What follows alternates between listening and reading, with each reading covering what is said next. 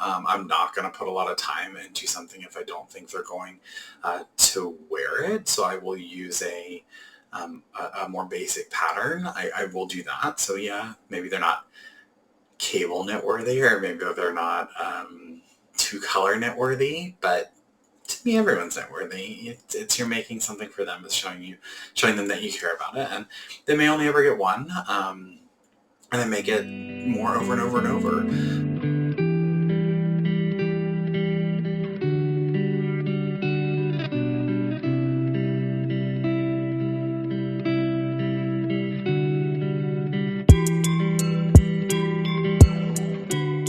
Hello, and welcome to Losing My Knit Vlogmas 2024, aka 12 Days of Knitmas. I'm Jeff, and this is day 11, gift knitting. I'm just going to throw a whole bunch of photos at you right here. I talked about this in my introduction to the channel. I'm a notorious gift knitter where I will knit something, wash it, block it, and give it away and not take a single photo. So there's actually quite a few gift knits outside of this that I don't have photos of. I have occasionally asked for people to send me photos, but then I don't, either they don't or I just don't pass for them, because it's like, I'm a strong believer that once you gift it, it is theirs. They can do whatever they want with it, which might be controversial. I'd love to hear your thoughts on people being knit worthy. I feel like a lot of people are like, only knit if they're knit worthy, and I do believe that to an extent. Like my partner is very knit worthy. I swear every other project I make, it's like one for him, one for me, one for him, one for me, because he will wear it and love it and use it, whatever it is. And then there are people that I've made knits for, and they haven't worn them, or I don't know if they wear them, but that's not on me. It doesn't bother me. That's on them.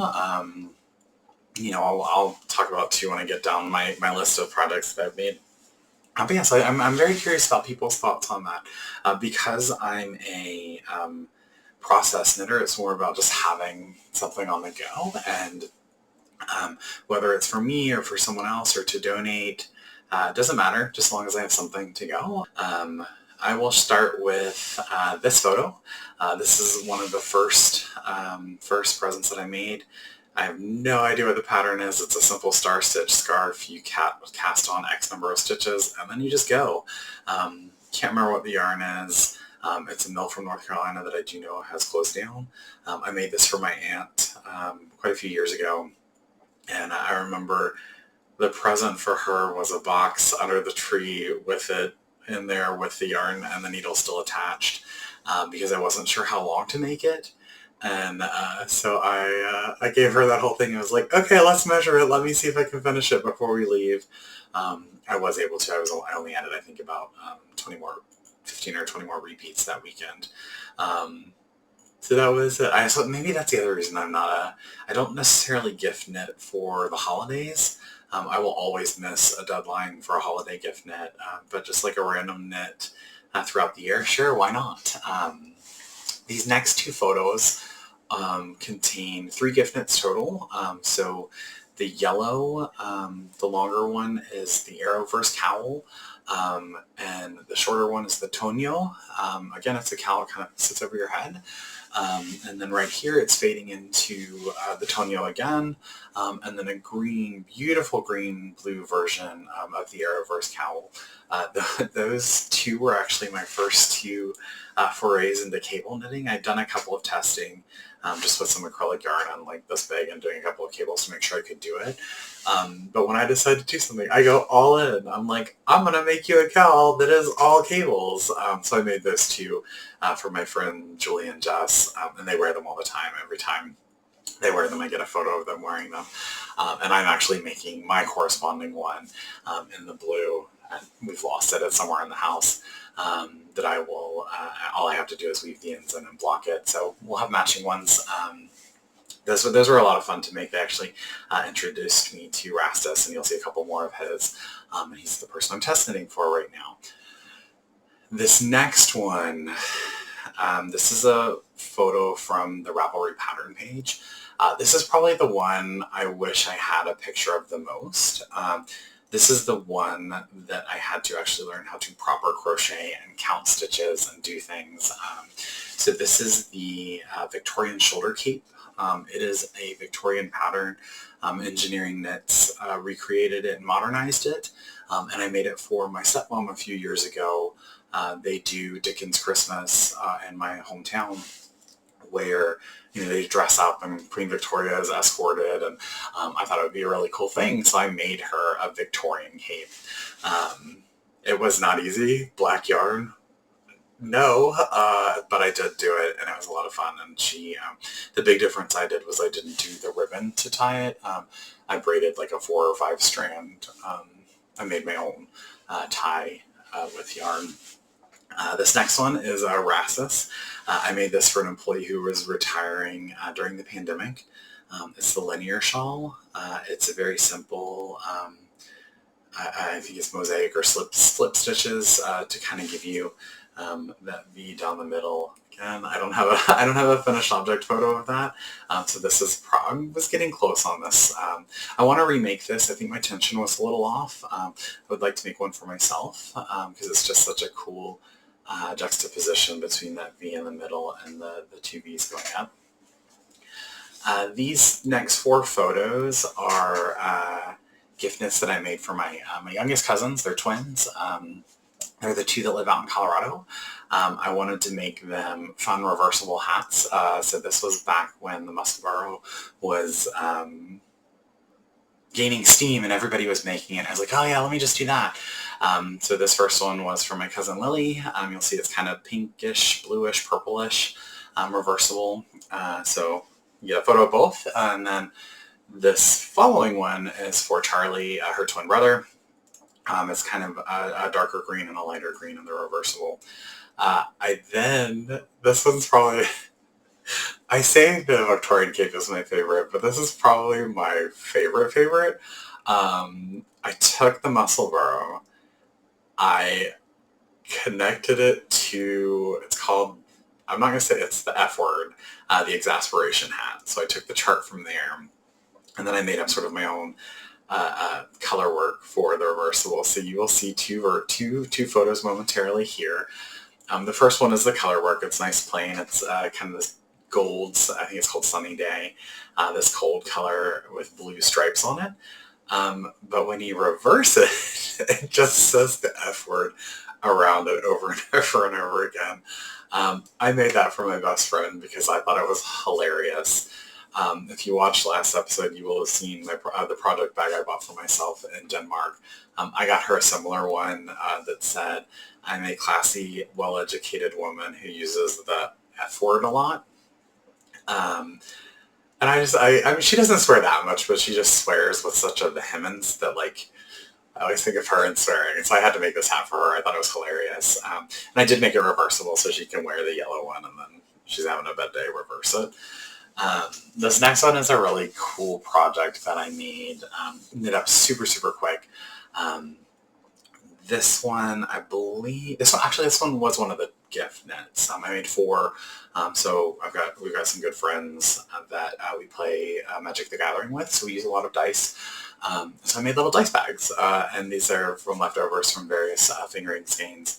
So it's a dragon skin dice bag. You can't see it really well in this photo, but there's a cool technique where you skip a couple of rows or something, and it kind of gives you like the scales, which is neat. I kind of want to make some more of these. I kind of want to make a little bit larger ones. Mine's really full, so I either need to stop buying dice or make separate ones for the various kinds of dice. I say that when we were at a game store recently, and I bought more dice. This next one, this was one of the rare Christmas knits that I've made in the last few years. I wanted to make the Fall River shawl. It's crochet, but I couldn't figure it out. I probably should not have chosen this dark of a yarn. So when I realized I couldn't quite figure out how to do it, I pivoted last minute and I made the Java summer scarf. So it's this beautiful lace work scarf. You can't really see the lace work in the photo. I'm going to keep doing this because I don't know where I'm pointing, but I should always, it's this one. I just need to remember it's the way I've always pointed, just it looks different on my screen. And you can see the beautiful color change. So in it, you can see the beautiful color change, the blue and the purple and the green. And it's a nice, lightweight, lacy pattern. Yeah, and then I talked about this when I talked about the blankets. This next one, these are two blankets, so Valley of Lilies and the Lear blanket, and then the two bags I made, the Market Ganger bag, gave those. I thought the bag would be useful, that even if the blankets didn't survive, you could put all sorts of toys in the bag, and it's cotton, so it's pretty sturdy. Recently, my go-to knit has been the Paris Toujours shawl by Isabel Kramer. I have made 4 of those in the last 12 to 18 months. 2 I made for my 2 colleagues that were also in the graduate program that I did when we all signed on to one of the Yield events. Before we all said yes, we kind of saw each other in the room and we're like, hey, what are you doing here? Hey, what are you doing here? And then we spent 2 years together finishing this program. And they jokingly said, you're going to make us something, right? And I was like, we'll see. Let's get to graduation first. And then I kind of sussed out what their colors were. And so the one that has all the pink in it is Brooklyn. And it was for my classmate and coworker, Jess, who was from Brooklyn. And then the other one, the black and orange, is for my classmate, Francesca. She said she wears a lot of black, but she likes pops of color. And so it kind of has this beautiful orange and a little bit of pinkish, like variegation to it. And they kind of pop in and out. The next 2 Paris Toujours shawls were for my 2 employees at my last job. I know I wanted to make all 3 of them something. My 2 employees and my supervisor before I left. So this first one was for my employee Colleen. It is Iceberg. It is this beautiful white to blue fade. I held it double, so it's kind of a little muddied in the middle. Not muddied, but it's kind of their fades were a little bit off, so it kind of gives you this wavy kind of feeling. And then the second one, which is coming up now, is 3 different colors of Patagonia, their organic wool, anthracite, stone gray, and dark gray. And I just held it doubled, so marled it in the different colors, and it kind of goes from the lightest to this darkest. And it's the same as the Paris Toujours. I love that pattern because you can make it as long or as short as you want. Jessica's, the pink one, I actually had a 3rd skein that I didn't realize. So her garter section at the end is very, very thin. And then when I found the 3rd one, I'd already given her the shawl. I ended up making her a sock head slash. I was like, here you go. Now you have a matching set. Same amount of yarn. Whoops, my bad. Yeah, and then for my boss at that job when I left, I made her this Skylar shawl. You will have seen mine that I showed off, I think, in that first episode. It's a beautiful, oversized shawl. It's probably about this wide, probably a little wider than that, probably 2.5, 3 feet wide. And it's taller than I am. It's like 7 or 8 feet. And it's just, you can wrap up in it. You can fold it in half and kind of loop it through and tie it in beautiful ties under your coat. Yeah, and I just love that yarn. Plymouth Hearthstone is so soft. And, they all appreciated it when I gave them their pieces. And then the most recent gift knit I made for my new team that I'm leading. So the 2 teams that I'm leading, and my supervisor and then someone who was helping me with a project for our in-office time this past week, I made these little coffee cozies. They're based off of the Tin Can Knits Main Street coffee cozy. I went to go do those, but then I realized my yarn was much chunkier. So I used their pattern to get stitch counts.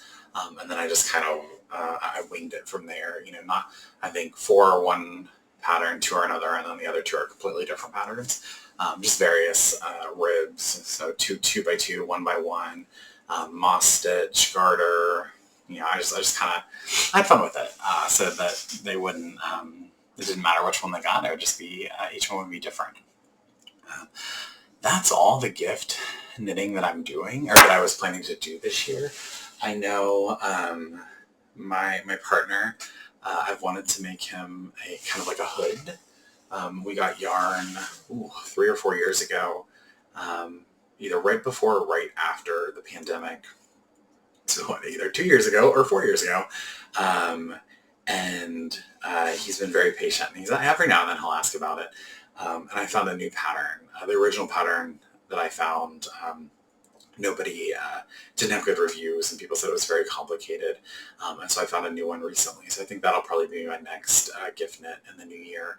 But yeah, I don't know. How do you feel about gift knits? Do you knit for other people? Do you care once you pass it on to them, or do you kind of say, okay, I made this for you, this is yours now, and then you let it go? I think because most of my gift knits are smaller, and they're not super, super intricate, I am able to just say, okay, this is yours now. I have no, it's no longer mine. I have made it for you. It is yours to do with what you will. I hope you'll wear it, but if not, I hope you'll pass it on to someone who will. Yeah, so it's just, I don't know, I like, as long as I'm knitting, I like to be able to keep knitting for other people, and, we can only have so many hats in the house and so many shawls, so I do kind of want to find that balance of knitting to give away and knit to keep. Yeah, so tell me below, do you gift knit, or do you mostly knit for yourself, or like immediate family, or like random strangers? I do have a knitting machine I talked about where I will knit those up and donate those. And those you definitely just let go. So yeah, casting off for now. I will see you in a couple of days for day 12, the final day in the 12 Days of Knitmas, where I talk about 2025 vibes.